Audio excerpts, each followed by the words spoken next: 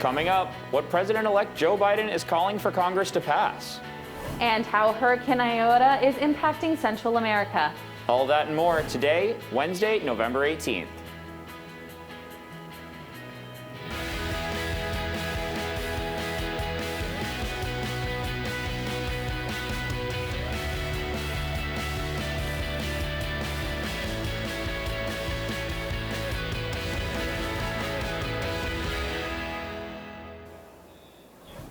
Good morning, Emerson. I'm Mike Cerullo. And I'm Adelaide Willert. We begin with this morning's top stories. President-elect Joe Biden is calling for Congress to pass a new economic relief package.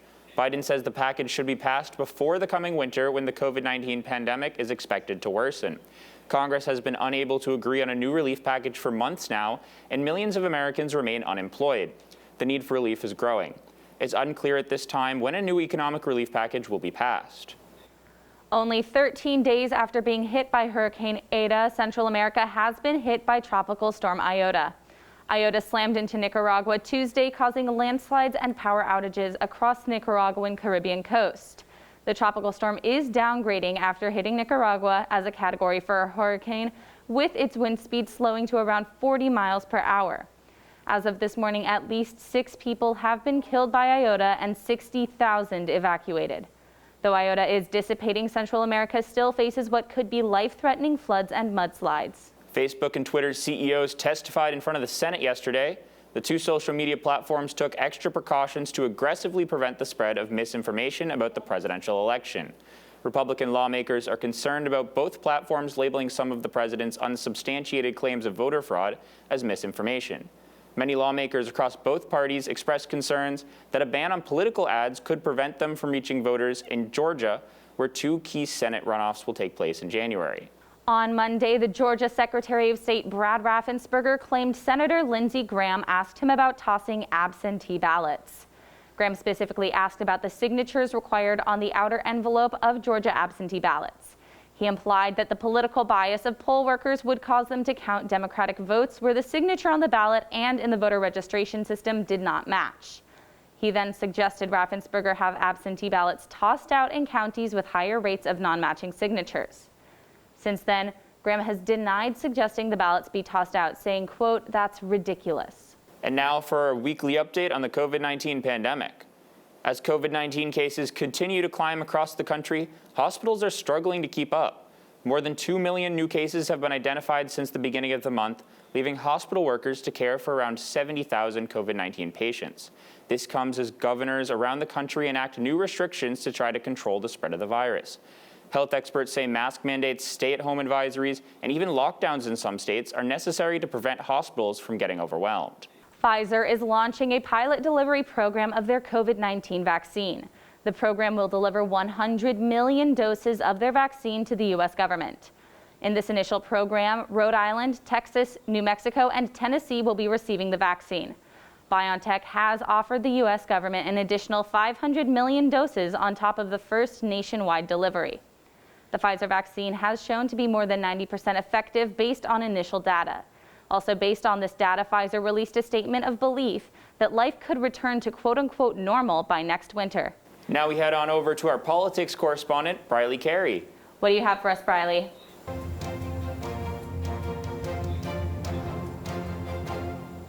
President-elect Biden tapping some of his senior campaign officials to join him in the White House. Longtime Democrat Ron Klain has been announced as the next chief of staff. Klain has a background in managing public health threats and a long history of being able to build party unity, both significant assets for the president-elect. Joining Klain will be campaign manager Jen O'Malley Dillon as deputy chief of staff and the campaign's chief strategist Mike Dillon as senior advisor to the president. Cabinet appointments are expected to be announced as we move closer to the inauguration. President Trump continuing to pursue lawsuits across the country, hoping to overturn the results of the election. Yesterday, the Supreme Court of Pennsylvania issued a huge blow to the president, throwing out a lawsuit that alleged Republican ballot watchers were unable to properly observe ballot counting in Philadelphia. The lawsuit, led by Rudy Giuliani, was one of many thrown out since Election Day. There are currently additional cases still pending results in Pennsylvania, Michigan, and one left in the Supreme Court. 2 members of Congress revealed on Monday that they have tested positive for the coronavirus. Senator Charles Grassley of Iowa is currently the oldest sitting senator at 87. His COVID diagnosis forced him to miss one of his first votes since 1993, breaking the longest voting streak in Senate history. In the House of Representatives, the oldest representative, Don Young of Alaska, who is also 87, was hospitalized over the weekend due to severe COVID symptoms. Since the beginning of the pandemic, 81 members of Congress have tested positive or had to quarantine due to contact with someone who has COVID-19. And Pentagon officials have issued a warning order to begin withdrawing troops from Iraq and Afghanistan. The order comes as Pentagon officials expect the president to issue a formal order before he leaves office in January.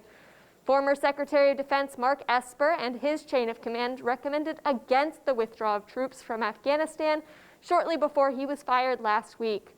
Currently, there are approximately 4,500 U.S. troops in Afghanistan and 3,000 troops in Iraq. Back to you, Mike and Adelaide. Thanks, Brilee. Governor Charlie Baker filled the last spot on the Massachusetts Supreme Judicial Court yesterday. He nominated Judge Serge Georges Jr. of the Boston Municipal Court. Georges oversaw the Dorchester Drug Court from 2014 to 2018. This is the 3rd spot Baker's filled in the Supreme Judicial Court in recent weeks, coming less than a month after the death of Chief Justice Ralph Gantz and the retirement of Justice Barbara Lank. During his time as governor, Baker has appointed all 7 members to the court to their positions. 8 Massachusetts State House lawmakers and staffers have been diagnosed with the coronavirus. Cases within the State House have been building since Friday, with another lawmaker testing positive yesterday morning. This comes just as the Senate was meant to begin debating on the state budget.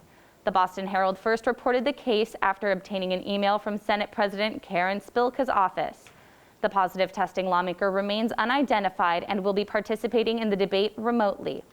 Currently, there are 4 staffers, 3 representatives, and 1 senator with COVID-19. One school district is taking a new precaution to keep its staff and students safe. Littleton Public Schools are requiring families to report their holiday plans to school officials through an online form. Students will not be allowed onto school facilities for 2 weeks after winter break if their holiday plans violate state COVID-19 guidelines or are not reported to the school. Current Massachusetts guidelines allow travel from states deemed lower risk for COVID-19 spread, including New Hampshire, Vermont, Maine, and Hawaii. Indoor gatherings are limited to no more than 10 people at this time. A man and woman were found dead in the garage of a Wayland home Monday night. The woman, Cheryl Kane, appears to have been shot while getting out of her car. The man was her son, Richard, who is suspected to have shot Mrs. Kane. The 2 were found by another resident of the house around 8 p.m. And upon further investigation, neighbors reported hearing loud bangs around 4:45 p.m. that same day. The Middlesex DA and the Massachusetts State Police are still investigating the incident, currently considered a murder-suicide. Now we have our Emerson News correspondent, Derek Delson. Derek spoke to students about how they're adapting comedy shows to COVID-19. Stand Up in the Park is a weekly comedy show performed every Friday in the Boston Common. It was created by Jonah Bowen and Eddie Tarr earlier this year. We talked with them and other people involved with the show to get a closer look into this community activity. I think the whole idea of Stand Up in the Park is just to take young comics and get those young comics to be able to try their stuff. People who are just starting out, getting them in front of an audience and allowing them to try out some jokes. It's been difficult to be able to get into clubs or go perform at different places, so we thought, where could we perform? We thought, the Boston Commons is right here. And we figured, why not come here? There's people here all the time. I love writing stand-up. I love working with the other people on writing it. I love seeing new people show up who are super nervous to do it, and then they do it and they're like, oh my God, I did that. That was amazing. My favorite part of it is seeing it all come together. A lot of us write together throughout the week. I'm so proud of them, you know what I mean? Because I've seen it go through all the stages of writing, and it's just a really exciting experience. I don't know, it's just kind of, I'm going with the flow. It's if people want to keep coming to shows, I'll keep putting on shows. If people want to keep performing in shows, I'll keep putting on shows. It looks like the future is full of laughs for Stand Up in the Park. For Good Morning Emerson, I'm Derek Delson. Thanks, Derek. When we come back, Joey DuBois will give you an update on all your favorite teams. Don't go anywhere.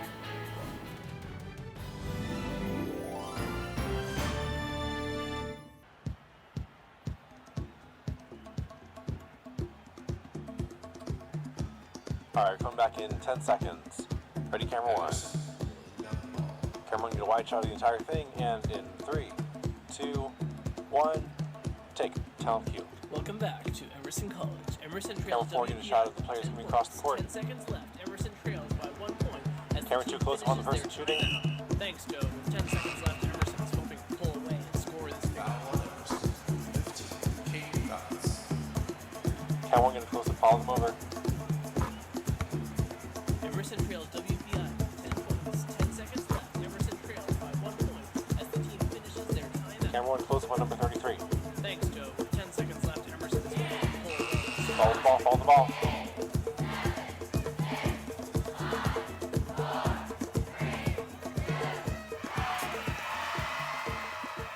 Welcome back to Good Morning Emerson. Now we go over to our sports correspondent, Joey DuBois. What do you have for us, Joey? Thanks, Adelaide. Kim Ng made history as the first woman and first Asian American general manager for a Major League Baseball franchise. The Miami Marlins hired Ng over the weekend to lead their squad after a surprise playoff appearance last season. Previously, Ng served as assistant general manager with the Dodgers and Yankees, where she worked with Marlins CEO Derek Jeter. Most recently, she worked for the league office as the senior vice president of baseball operations since 2011. Ng has interviewed for numerous GM jobs over the years, but finally makes history in South Beach. The NBA offseason is heating up, and so is Chris Paul. According to multiple reports, the Oklahoma City Thunder agreed on a deal to send CP3 to the Phoenix Suns. Paul had a career year with the Thunder after the former Houston Rocket was swapped with Russell Westbrook last offseason. Now the Suns pulled the trigger on the veteran point guard as they look to build on their 8-0 performance in the NBA's bubble. Pairing Paul with sharpshooter Devin Booker in the backcourt gives Phoenix a formidable duo heading into next year. Speaking of Westbrook, he and former teammate James Harden may be on their way out of Houston. The Rockets moved on from head coach Mike D'Antoni and general manager Daryl Morey this offseason, and now their two on-court stars could be next. Westbrook's request came through first, but there aren't many suitors thanks to Westbrook's age and his hefty contract. Harden, however, has the potential to alter the balance of the league if he ends up with a team that is ready to compete. Rumor has it the Brooklyn Nets and Philadelphia 76ers are in the running if the Rockets decide to move on from their franchise icon. We could see even more movement in the NBA tonight with the draft starting at 8 p.m. The Minnesota Timberwolves hold the number 1 pick, followed by the Golden State Warriors at number 2. There is still no clear-cut number 1 prospect, but the decision is expected to come down to center James Wiseman, shooting guard Anthony Edwards, and point guard LaMelo Ball. Trades are expected to be made up and down the board, and while we may not see any superstars move tonight, make sure to follow along to see what your favorite team might pull off. Back to you at the desk. Thanks, Joey. Now we have our Boylston Bites correspondent, Carlee Bronkema, who visited a classic diner just a short walk away from campus. What do you have for us, Carlee? For our final in-person segment, we went to a hallmark Boston restaurant, the South Street Diner. This 24-hour diner offers anything your heart would desire. From grilled banana bread to the classic BLT, you are guaranteed to leave with a full stomach. We talked to a server about this 1940s gem. So I've only worked at South Street Diner for about six months going on, and I really love it, honestly. I love the chicken fingers because it always pairs well with a milkshake, but that's just like my personal favorite. I'd probably add like a mega burger, like maybe like a challenge, like a 4-patty burger, because we have some pretty thick burgers. So something that we could be known for, or people could come back for, because it's hard to get people out right now. So that'd be something fun, you know? Most popular thing on the menu, I have to say lately, has been the Texas burger, barbecue, bacon, onions on a double patty, and it is out of this world. It's probably one of the most ordered things next to the California. That's the turkey burger, avocado bacon, and we also have vegan options, so a lot of it's very good. So I'd probably say kind of like the late night crowd. I work overnight, so I kind of see that clientele. And it's people going to work. We have a lot of regulars coming for breakfast, or just teens, you know, late night, getting out and just hitting that town before the curfew hits. I have to personally let you guys know, South Street has been an experience for me. I've been coming here way before, you know, this all happened, and they had the stools up, and when they renovated, I mean, it just gave it the uplift that it needed for years. And the jukebox brings people together. You catch this moment, it's like you're in a time machine. People are all swinging, you know, Sweet Caroline together and just having a grand old time. So this is like, I don't know, people put their heart in this place, and I feel like that's why I've hung on through COVID. You know what I mean? Because it's been hard for a lot of people, jobs, so I love South Street, definitely. So next time you have a late night craving for some classic American diner food, head on over to South Street Diner for some delicious eats. I'm Carlee Bronkema for Good Morning Emerson. Thanks, Carlee. Now let's head over to our entertainment correspondent, Amogh Matthews. What do you have for us, Amogh?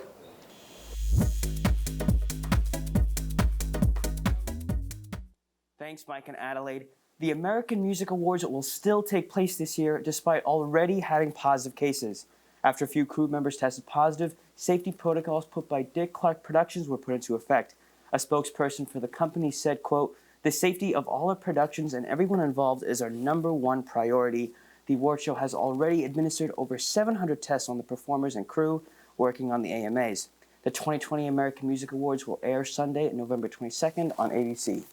Canadian pop star The Weeknd has been chosen to headline the halftime show at Super Bowl 55 in Tampa. The Weeknd says, quote, "We all grow up watching the world's biggest acts playing the Super Bowl, and one can only dream of being in that position.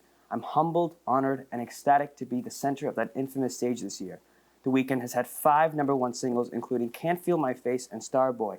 It's unclear how the NFL will stage the show, but we do know the amount of people involved will be dramatically reduced. The Macy's Thanksgiving Day Parade is still happening, but it's going to look way different, obviously. The parade will still air nationally on Thanksgiving Day, but only as a television-only event. The parade will forego marching down the traditional 2.5-mile route in Manhattan, and this is to avoid gathering large crowds. Not so much a parade anymore, but still nice some traditions can still happen. Some performers expected to play this year include The Roots, Leslie Odom Jr., the cast of Hamilton, the Rockettes, and way more. Here's some Tiger King news for you folks. Dylan Passage, the young dude who was married to Joe Exotic, was arrested yesterday morning. He apparently failed his sobriety test and was handcuffed in Texas for driving under the influence of alcohol. It seems as if he was at an event earlier in the night.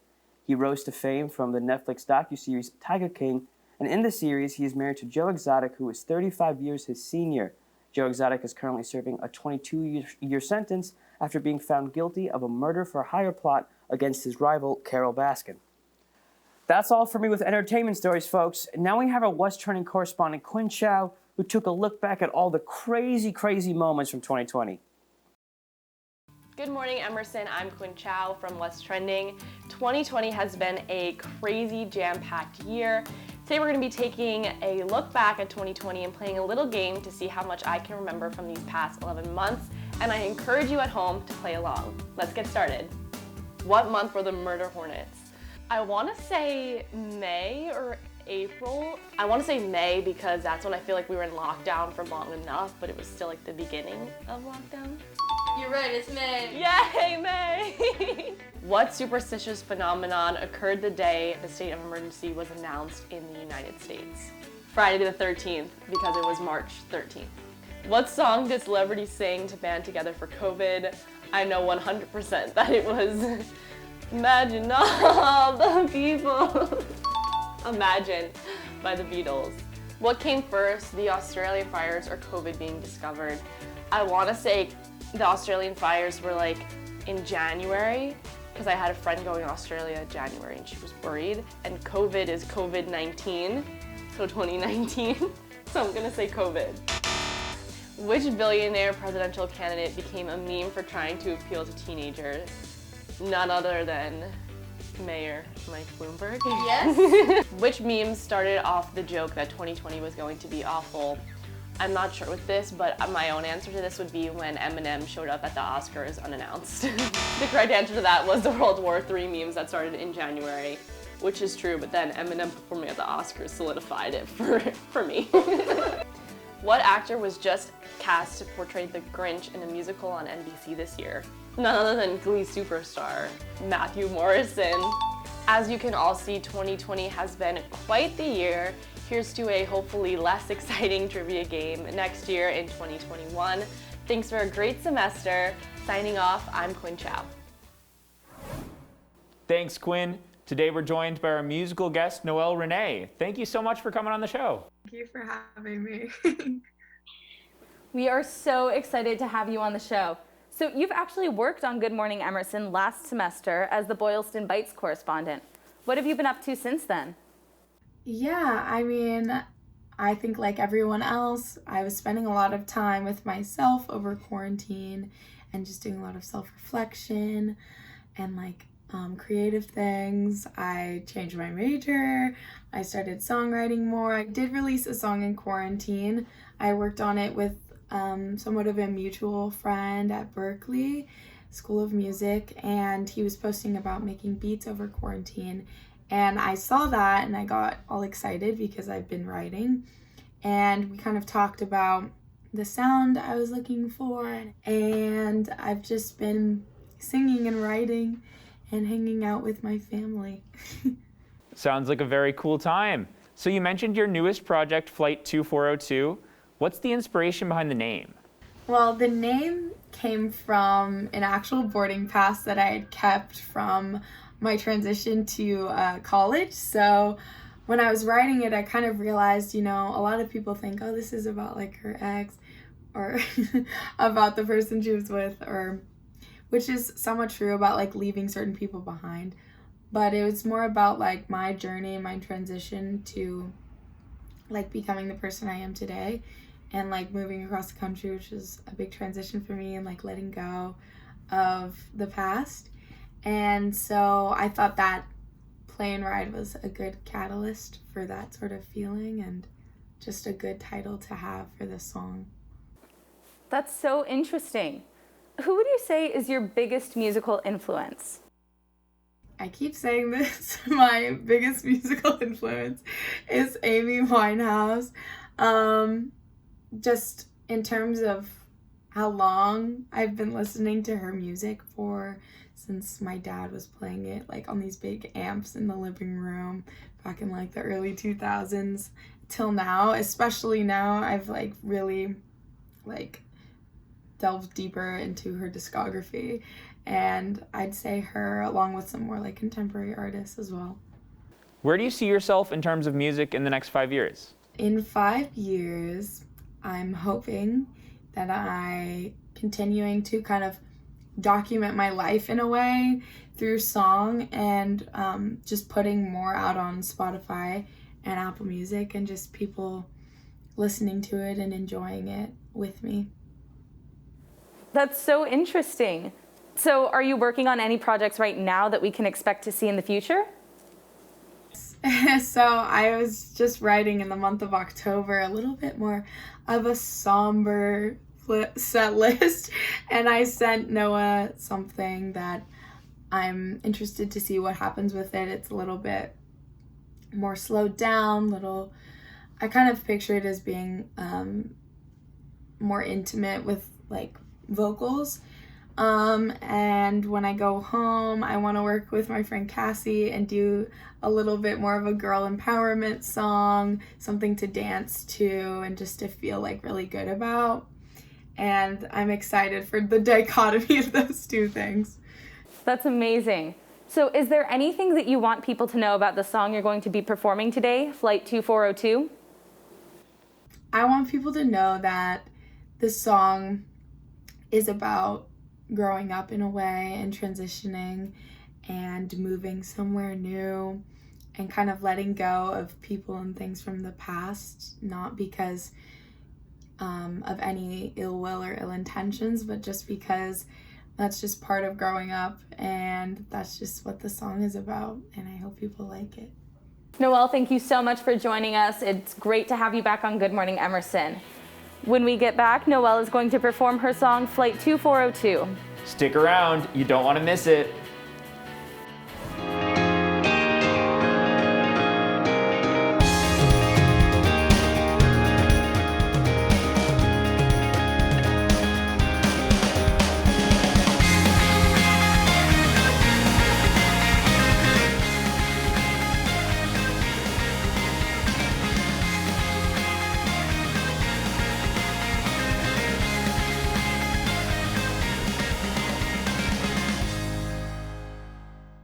Welcome back to Good Morning Emerson. Now here's Noelle Renee performing her song Flight 2402. This boy drives an infinity.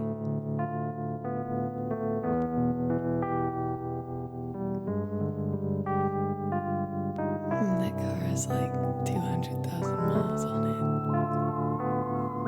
I don't know how he still drives it.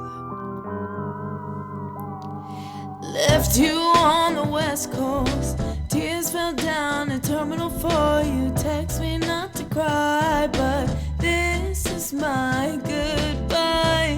Held you close last night. Didn't feel quite right.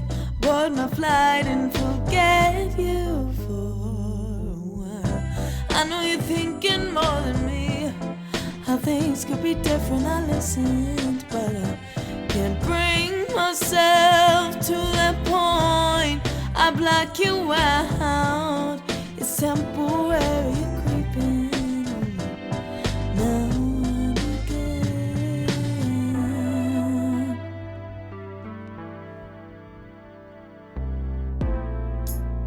Now,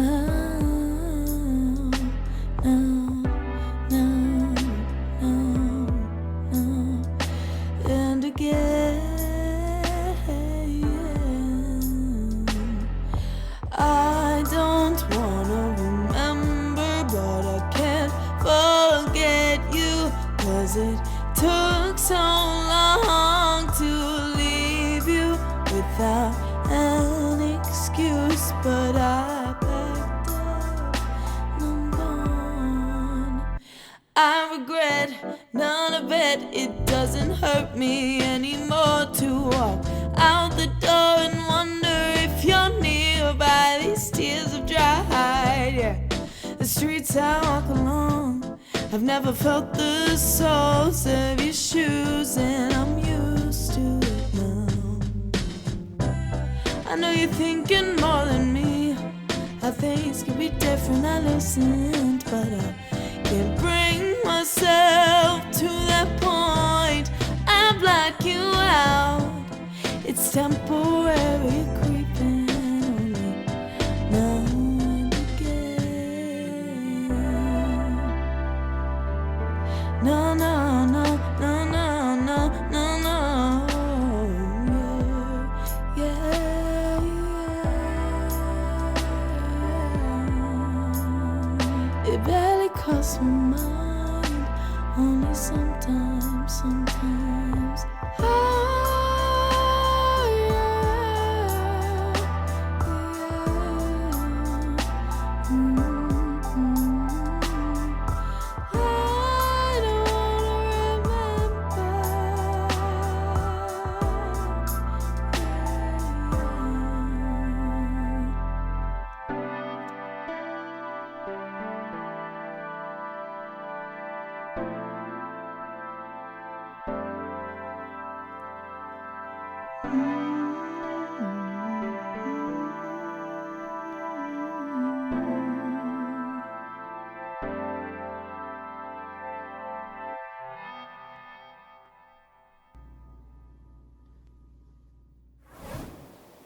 That was great. Thank you so much, Noelle. You can find Noelle Renee's music on Apple Music and Spotify.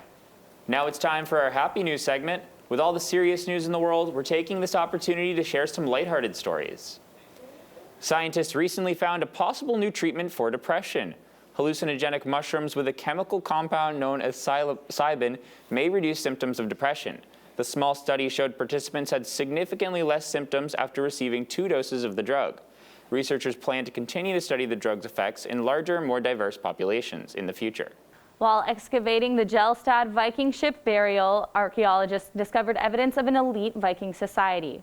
Ground-penetrating radar scans have revealed longhouses, a feasting hall, a temple, and several small burial mounds around the Gel Mound.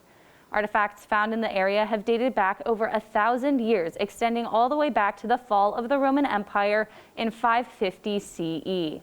Boston's official Christmas tree is scheduled to start its long journey to town today. The tree is a gift from Nova Scotia. It will travel a new route this year through New Brunswick, Maine, and New Hampshire before reaching Boston Common. The tree was donated as a gift to celebrate Boston's help in the aftermath of the 1917 Halifax explosion. Be sure to check out the 45-foot tall tree this December to get into the holiday spirit. In the UK, more than 10,000 cats have found homes. The shelter cats were able to find families through a campaign done by Cats Protection, a leading nonprofit feline welfare charity. The campaign, called Hands-Free Homing, included a web page where people in need of a quarantine companion can browse the different cats. Each cat has a profile with a description, pictures, and videos. There's also an interactive part of the digital platform that works to match owners to cats. The cats are then safely delivered at the new owner's doorstep, where they'll have a safe and happy home. Thank you so much for waking up with us. Have a good morning. We'll see you next time.